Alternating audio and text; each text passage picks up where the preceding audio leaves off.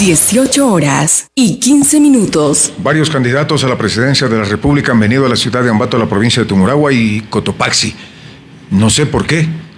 Parece que nos hemos convertido en provincias estratégicas, porque han venido varias veces, Patricia. Y el tema político comienza ya en este momento a moverse mucho más desde que el Consejo Nacional Electoral adelanta la campaña presidencial. Patricia. Hay que mencionar que a partir del día de hoy los candidatos a la presidencia de la República pueden tranquilamente, oficialmente, hacer campaña. Así es que ya pueden decir, voten por mí tranquilamente, yo represento tal lista. Eso es lo que se manifiesta. Este es momento para saludar con el abogado Esteban Torres, ex asambleísta por la provincia de Tungurahua. Va a un nuevo periodo, hay que decirlo, para culminar el anterior. Saludamos cordialmente con el ex asambleísta Esteban Torres, candidato a asambleísta por el Partido Social Cristiano y el Movimiento Tiempo de Cambio. ¿Cómo está esa campaña? Buenas noches. Muy bien, gracias por la invitación. Un saludo a toda la audiencia de la radio. Estamos en eso, estamos en la caminata, en el contacto permanente. Yo me he propuesto hacer de esta una campaña ciudadana, en donde estrechar la mano, escuchar a las personas sea la tónica principal. Y por eso es lo que hemos venido haciendo estas semanas. Hay una muy buena reacción de la gente. Creo que hay un reconocimiento a la labor que hubo en la asamblea pasada.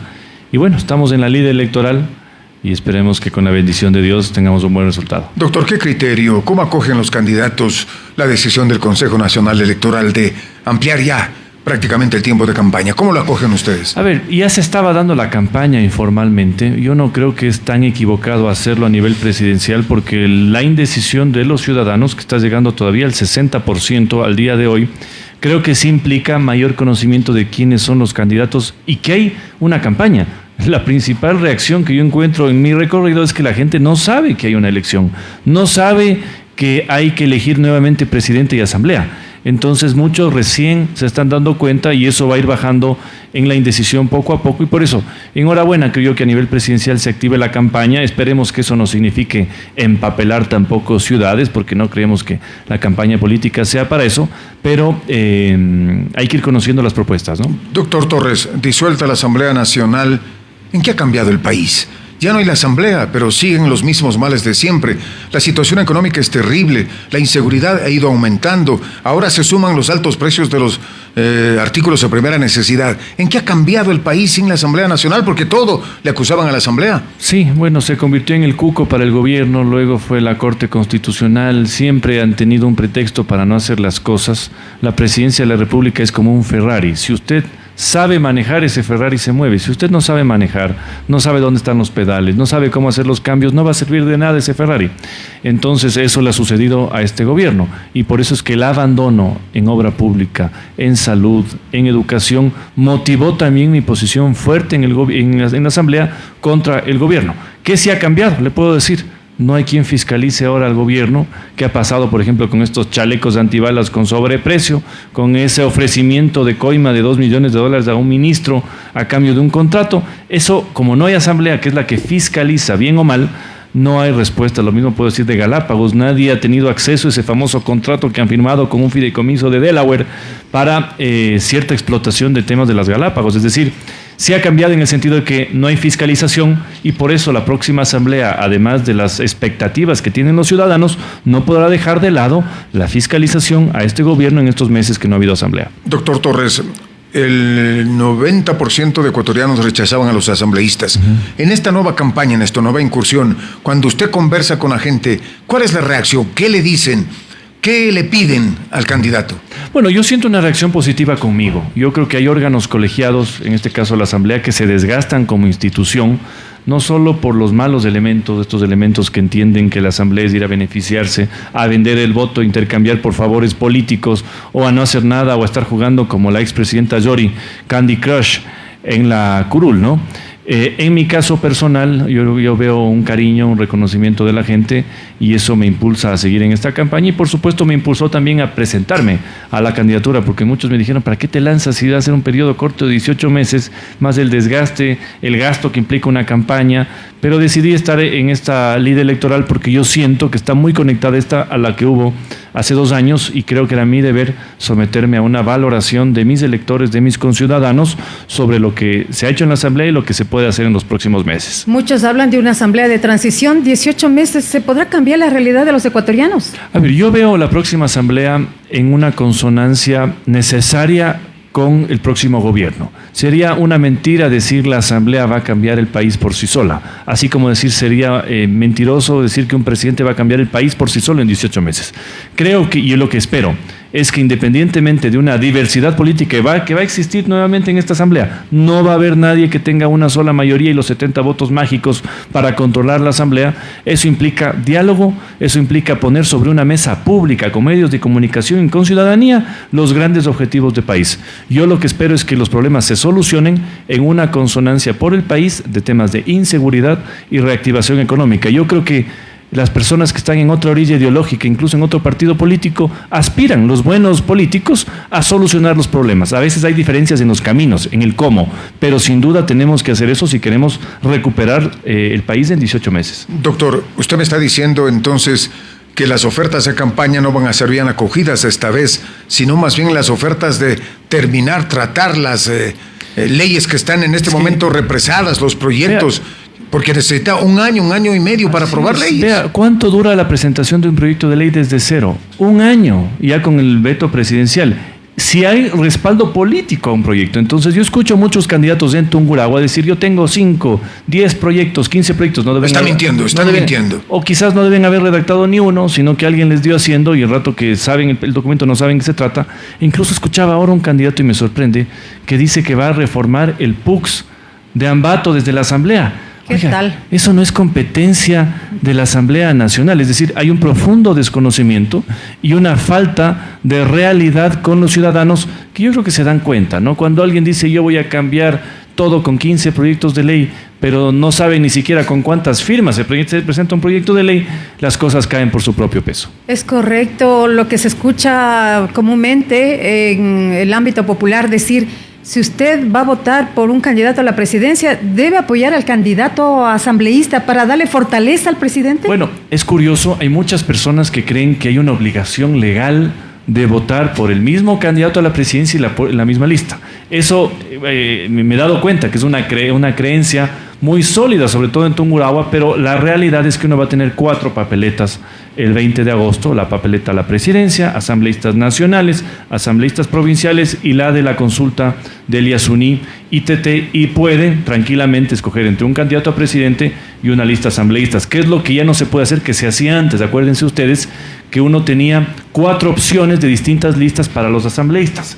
Entonces el voto se partía. Uno votaba por el primero de la lista fulanito, eso ya no se puede hacer. Es decir, hay un solo cuadrito para votar en el tema de asambleístas. Usted no es que alertó, doctor, usted fue parte de plantear una solución al problema de la inseguridad.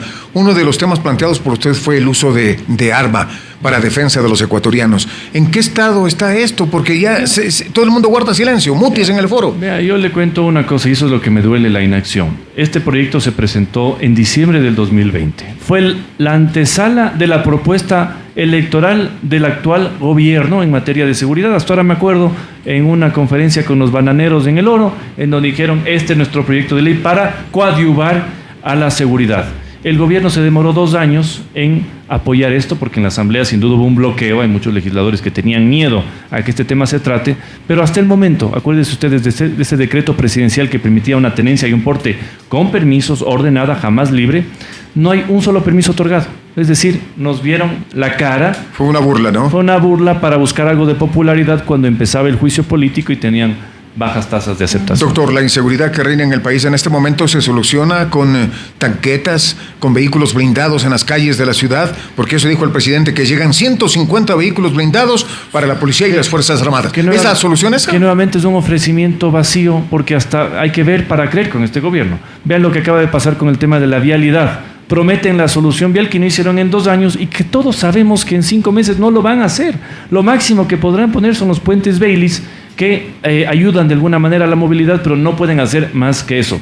En materia de seguridad, las tanquetas podrían ayudar si llegan, pero la solución real al problema de inseguridad se da por un control de las cárceles, quitarles el Wi-Fi, los chips, los call centers en las cárceles, un control de las fronteras y un control del espacio aéreo que está en este momento sin radares, sin control, especialmente en las provincias de Manabí y Santa Elena. Eso va de alguna manera, y además con un control financiero vía UAFE, de qué está pasando con el movimiento económico de estos grupos, frenarles porque están contaminando la política, la fiscalía, los jueces, la policía, los militares. Hay una contaminación total que hay que pararla ahora. Ya vimos lo que pasó en Venezuela con la contaminación política y del narcotráfico de las Fuerzas Armadas, el cartel de los soles, acuérdense ustedes.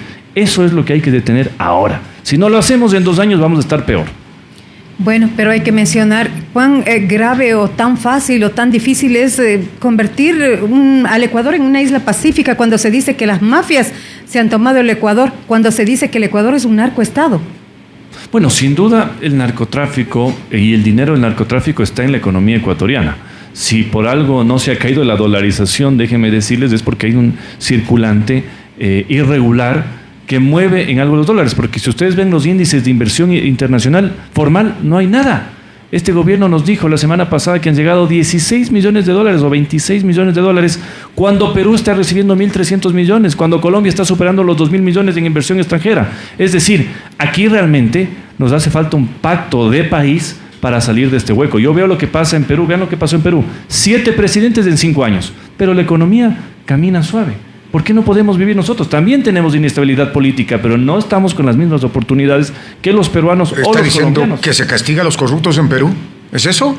Porque destituyen a presidentes por una serie de irregularidades.